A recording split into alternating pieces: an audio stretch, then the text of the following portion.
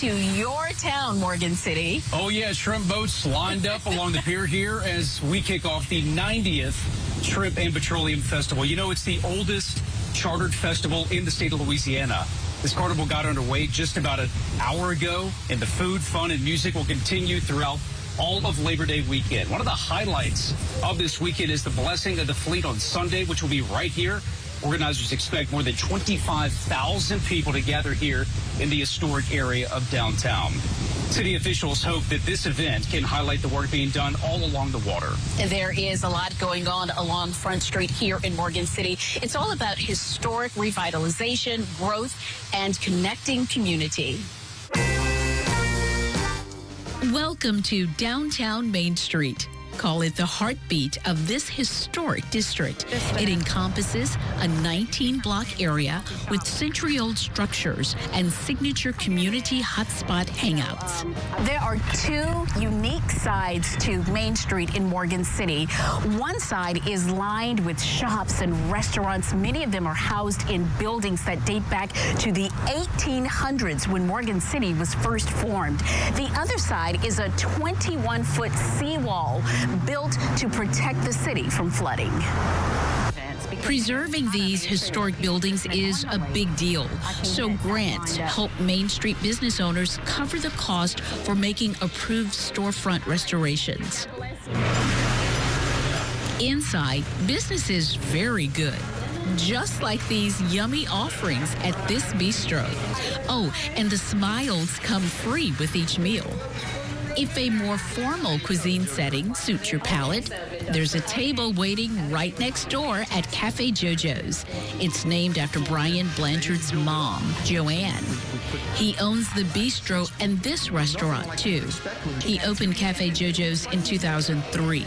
This historic building was the first location of Morgan City Bank in the early 1960s. Blanchard left some things intact, like the bank vault.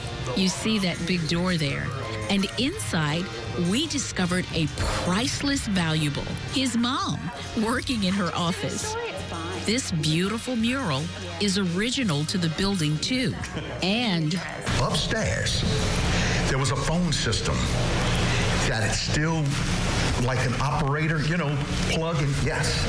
So when we remodeling, I said, I think it ought to be in a museum somewhere. And I couldn't get anybody to respond. We put a big dumpster out front and we start tearing it all out, and it knocked out all the phone lines. All the phone lines were still running through it. They just didn't have an operator anymore. Yeah, the AT&T, they had to come in and whatever to fix it all. Yeah. You might get packed up. Just one block over, a multi-million-dollar operation is hard at work. Eric Lind is president of G&J Land and Marine Food Distributors, Inc. They provide groceries and janitorial supplies to the offshore and gas industry. Our niche business, and 95% of our sales goes offshore to marine market. We have 25 trucks, and my grandpa settled here in the 50s, and we stayed here because our dock, our region, our distribution network is from Brownsville, Texas to Tampa, Florida, and all the docks in between. The company his grandfather started in this same location, celebrating 61 years. Lynn says they've grown from one building to an entire block on Main Street. Take a look at these black and white photos. They capture the history of downtown Morgan City in the 1900s. This photo shows what appears to be a very special day for one of the city's first female business owners, standing with a crowd in front of her store on Railroad Avenue.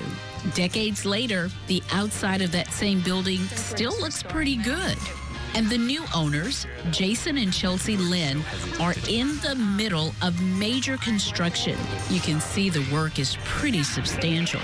They intend to leave the windows and as much of the brick and old beams as possible. Everything coming along. The goal is to open their restaurant, The Tesh, in 2026. And we're going to focus on seasonal ingredients, local ingredients, and using our heritage and our experiences to craft a dining experience that's going to be very different and very special to this area.